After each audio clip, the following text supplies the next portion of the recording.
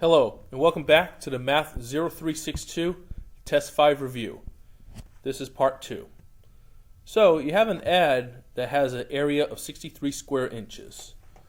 And we know that the length is 2 more than the width. So the length is equal to width plus 2. Well, there's a formula for area that's basically width times length equals area. W is W, but length is going to be W plus 2. In area, they already told us it was 63. So we can FOIL. So that becomes W2 plus 2W equals 63.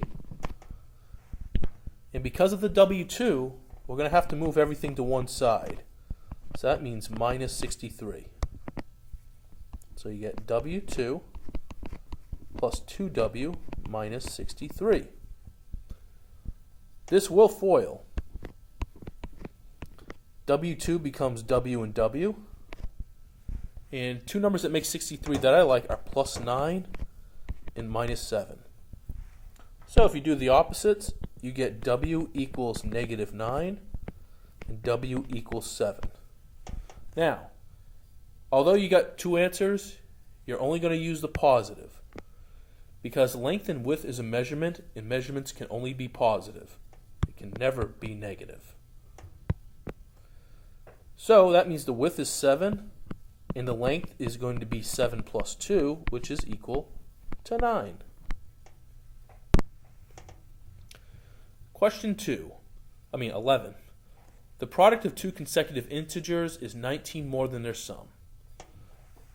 The product of two consecutive integers. What this means is, it's like saying x, parentheses, x plus 1.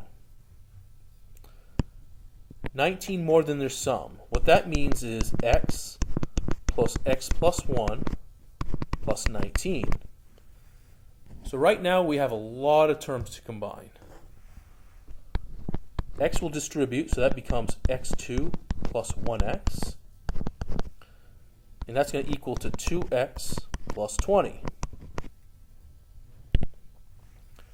Alright, because of the power 2, that means everybody has to be on the same side. So this means minus 2x and minus 20. So you get x squared minus 1x minus 20.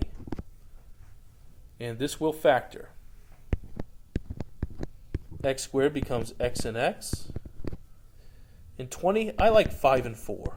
In fact, I like minus 5 and plus 4 because that equals to minus 1. So if you do the opposite, what you end up getting is x equals 5 and x equals negative 4. So for consecutive, which means after 5 is 6, and after negative 4 is negative 3. So that's consecutive, and that's consecutive. 12 works the same way. The product of two consecutive integers. So right away that means x and x plus 1. Is 25 less than 5 times their sum? So first we'll do a 5, and then a big parentheses, which would be x plus 1. Then close it and do minus 25. There's a lot of distributing that has to be done. So first we're going to get x squared plus 1x. And then the 5 will distribute, so that becomes 5x plus 5x plus 5 minus 25. We can do like terms, so 5 plus 5, that's going to become 10x. And 5 minus 25 is minus 20. Okay, we're getting there. Once again, everybody has to be on the same side. So this means minus 10x and plus 20.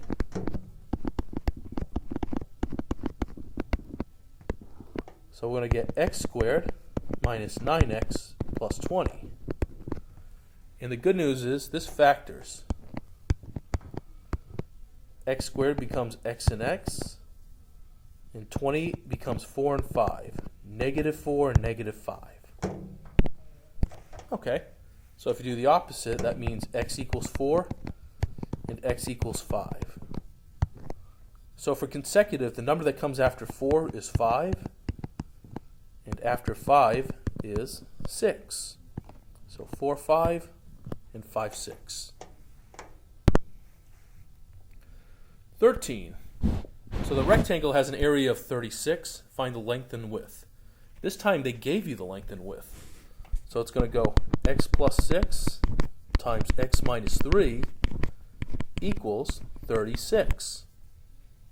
So let's FOIL. That will be x2 minus 3x plus 6x minus 18, and all equal to 36. All right, it's getting better. -3 and 6, they can add together. So that's going to be x squared plus 3x minus 18 equals to 36. And then from there, subtract 36. So x squared plus 3x minus 54. So the good news is this does factor. So x squared is x and x. And 54, I like 9 and 6. I like plus 9 and minus 6, because 9 minus 6 is 3. So if you do the opposite, your answers are -9 and positive 6. Again, although you get two answers, length and width are measurements, and you can only have one, and it has to be positive. So do not use -9. Use 6. So over here, 6 plus 6 equals 12, and 6 minus 3 equals 3. 12 and 3. Okay, distance formula. First, let me label who's who. So -10 is x1, and 2 is x2, and y1 is -7, and y2 is 2. So let's start with the x1 minus x2 part. So that's going to go -10 minus 2 squared, which becomes -12 squared, which is 144. We'll come back to that. Now let's do the y's. So that's going to go -7 minus 2 squared, which becomes -9 squared, which is positive 81. Now we can add this, so 144 plus 81 is 225, and if you square root this, you're going to equal to 15. So next, 15. So what we're going to do now is we're going to label x1 and x2. So x1 is 0, and x2 is -3, and y1 is -7, and y2 is -3. Now what we can do is we can subtract x1 and x2.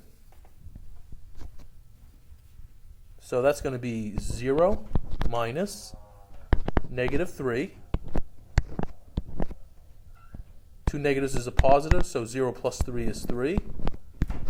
And 3 squared equals to 9. Then y1 minus y2. Oops. y1 minus y2. That's going to go -7 minus -3. Two negatives make a plus, so that means -7 plus 3 is -4. And -4 squared is 16. So 9 plus 16, that's equal to 25. And 25 is a perfect square. It's equal to 5. So that problem is over. So now it brings us to number 16. The width of a rectangle is 4 centimeters and its diagonal is 213. What is the length? So the width is right here, I'll call it 4, and the length is 213. You're probably wondering, why did I color half the rectangle in blue? There's a reason. Because half of a rectangle is a triangle. Specifically, it's a right triangle. So we're able to use Pythagorean theorem to solve this. So this is going to be A, this is going to be B, this is going to be C. So A squared plus B squared equals C squared. So I know A is 4, B we don't know, and C is 213. So 4 squared is 16, 2 squared is 4, and 4 times 13 is 52. So the next step is subtract 16. So that means B2 is equal to 36, and if you square root it, B is equal to 6. So the answer is 6. 17. Find the length of the third side. Alright, this is a right triangle, so that means Pythagorean theorem. So it's going to go 6 squared plus 10 squared equals to C squared. So you get 36 plus 100 adds up to 136, which is C squared. And then square root that. 136 is not perfect, but two numbers that make it are 4 and 34. And 4 is a perfect square, it's 2. So 234. So that concludes part 2 of our test 5 review. So go to the website and tune in. Click on the link to go to part 3. A little preview. Part 3 is all quadratic formula. That's it. So tune in a few minutes. Thank you.